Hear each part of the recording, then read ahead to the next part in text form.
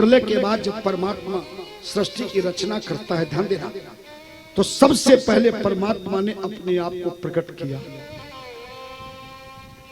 जो मूर्ति रूप में परमात्मा प्रकट हुआ, मूर्तेन स्वमूर्तिश्च तेना कल्प स्वलीलया सर्व ऐश्वर्य गुणोपेता सर्व ज्ञानमयी शुभा। ध्यान देना, परमात्मा जो अपने आप को प्रकट किया, उसका शरीर पूरा नंगा था, शरीर पर कोई आभूषण, कोई वस्त्र, कोई चिन्ह नहीं, केवल सिर पर बाल ही बाल थे। पूरी त्रिलोकी में प्रलय जब होता है तो सूर्य, चंद्रमा, आकाश, पृथ्वी, देवलोक, मृत्युलोक, पाताललोक, स्वर्गलोक, भूलोक, भूलोक, नरकलोक सब समाप्त हो जाते हैं। पृथ्वी पर केवल अंधकार ही अंधकार होता है। और उसी अंधकार में परमात्मा जब सृष्टि की रचना करता है तो परमात्मा ने सबसे पहले अपने आप को प्रकट किया। और जो अपने आप को प्रकट किया, उसके अंधेरे में उसके शरीर पर न वस्त्र था, न आभूषण था, न कोई शस्त्र था, पूरा नंगा शरीर, बाल बिखरे हुए। इस परमात्मा के नग्न शरीर का नाम दिगंबर रूप है। क्या, कौन सा रूप है? दिगंबर। दिगंबर। और अपने साथ में शक्ति को प्रकट किया। परमात्मा ने अपना नाम सदाशिव रखा और अपनी शक्ति का नाम शिवा रखा। सदा और शिव ने शक्ति के साथ प्रकट हुए तो अपने रहने के लिए एक नगरी को प्रकट किया। ध्यान देना, ये नगरी भी प्रलय काल के समय में समाप्त नहीं होती। ताभ्याम च रमणाभ्याम तस्मिन् क्षेत्रे मनोरमे मुने प्रलय काले पीतक क्षेत्रम न कदाचन।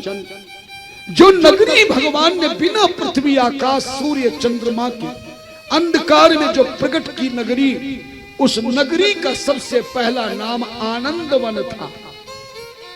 क्या नाम निकाला? जोर से बोलो। आनंदवन। नोट कर लेना कैसे सृष्टि की रचना होती है।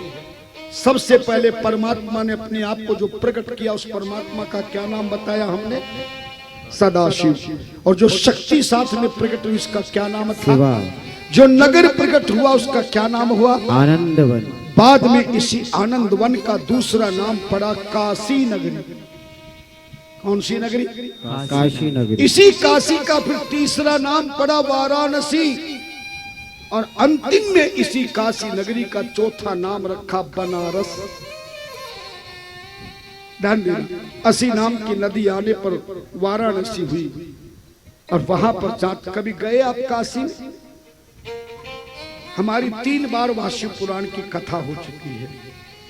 सबसे पहली कथा आपके रायपुर की समिति ने कराई थी, आज से 6 साल 7 साल पहले। और 3 साल 4 साल पहले उज्जैन की समिति ने, हमारे गौरव जी कथा बुकिंग करते हैं, यही सब कथा देते हैं। और ये सौभाग्य आपका, ये आप पहुंच गए, ये किसी कथा में नहीं आते। और कथा भी बड़ी मुश्किल से देते हैं। दुर्ग छत्तीसगढ़ की कथा में आप पहुंचे तो हमने कहा इन्हीं को कथा दो पहले। बहुत अच्छे संत मिले हैं हमें, ध्यान देना। इस तरह से काशी नगरी में 80 घाट हैं। कितने घाट हैं? 80। हाँ, इसलिए उसका नाम वाराणसी पड़ा। और सबसे बढ़िया घाट कौन सा है? काशी नगरी में गए हो तो सबसे बढ़िया घाट कौन सा है? है? सुनाई नहीं दे रहा। क्या बात है, ताली बजाइए देवी जी के लिए। क्या बात है। दुनिया में कोई मर जाए तो सूरज छिपने के बाद मरे हुए मुर्दे को नहीं जलाता, मगर काशी नगरी के मणिकर्ण का घाट पे चले जाना, वहां मुर्दा बाद में आता, चिता 1 घंटा पहले तैयार हो जाती है। 24 घंटे मुर्दों की लाइन लगी रहती। बताइए कहां से आती है? रात और दिन चिता चलती रहती है। ध्यान देना, क्यों ये मणिकर्ण का घाट बना, कैसे बना, ये आगे की कथा में सुनाऊंगा। एक एक चीज बता के जाऊंगा आपको, केवल प्रसंग चल रहा है।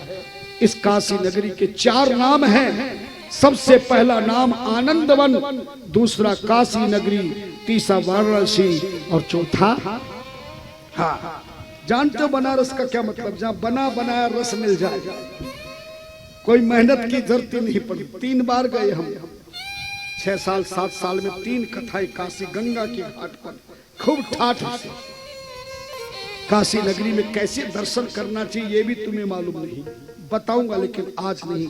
आज तो वही बताऊंगा जो प्रश्न पूछा गया है। शिवलिंग कैसे प्रकट हुआ, जल कैसे प्रकट हुआ, कहां प्रकट हुआ? काशी नगरी को प्रकट किया भगवान ने, और सबसे पहले सदाशिव और शिवा ने पहला देव प्रकट किया। जैसे काशी नगरी में प्रकट किया, यौवन शरीर, जवान अवस्था, काले घुंघराले बाल, सिर पर मुकुट है, 4 हाथ है, चारों हाथों में शंख चक्र गदा पद्म लिए भगवान पीले वस्त्र में है। प्रणाम किया। सदा शिव ने पहले देवता का नाम रखा, बोले तुम विश्व में व्यापक रहोगे इसलिए तुम्हारा नाम विष्णु होगा। विष्णुवती व्यापकत्वाते नाम ख्यात भविष्यति, बहु अन्यानि नामानि भक्त सो करावि है। पहला देव सदा शिव ने प्रकट किया जिसका नाम विष्णु भगवान रखा। विष्णु ने कहा मुझे कैसे किस लिए प्रकट किया? बोले तुम्हें सृष्टि का पालन करना है। तो बोले मेरे पास शक्ति नहीं है। शक्ति के लिए बोले तुम तप है, कुरु दृढ़ो भूत्वा परमं कार्य साधनम, तुम तपस्या करो। भगवान विष्णु ने घोर तपस्या करी। काशी नगरी में रहकर बिना पृथ्वी आकाश के भगवान शिव ने त्रिशूल पर काशी को स्थापित किया। विष्णु उसी काशी में बैठकर सदा शिव शिवा का ध्यान किया, मंत्र लिया, घोर तपस्या की। विष्णु ने इतनी घोर तपस्या करी, इतनी घोर तपस्या करी, इतनी घोर तपस्या करी कि तपस्या करते करते भगवान विष्णु के शरीर से पसीने की धारा बहने लगी, और पसीने भी शरीर से ऐसे निकलने लगे जैसे बारिश के दिनों में पहाड़ों की झरनों में जैसे झरने गिरते हैं। पूरी पृथ्वी पर तपस्या के फल प्रताप से भगवान विष्णु के शरीर से यह पसीने के रूप का जल ही जल त्रिलोकी में प्रकट हो गए। जैसे ही जल प्रकट हुआ, भगवान विष्णु जल में लेट गए और तपस्या कर रहे थे। तभी सदाशिव ने दूसरा देव प्रकट किया। भगवान विष्णु के पेट की नाभि, नाभि जानते हैं, उस नाभि में से कमल की डंडी निकली, आगे जाके कमल का फूल खिला, एक सुंदर दूसरा देव प्रकट हो गया। पर यह विष्णु से बिल्कुल अलग था। इसका वृद्ध शरीर था, बूढ़ा शरीर था, सफेद वस्त्र पहने थे, सफेद माला थी, 4 हाथ थे, पर इसके 5 मुख थे। 4 मुख 4 दिशाओं में, एक मुख चोटी के बालों में दबा हुआ छोटा सा मुख था। सदाशिव ने इस देव का नाम ब्रह्मा रखा। क्या नाम रखा? ब्रह्मा।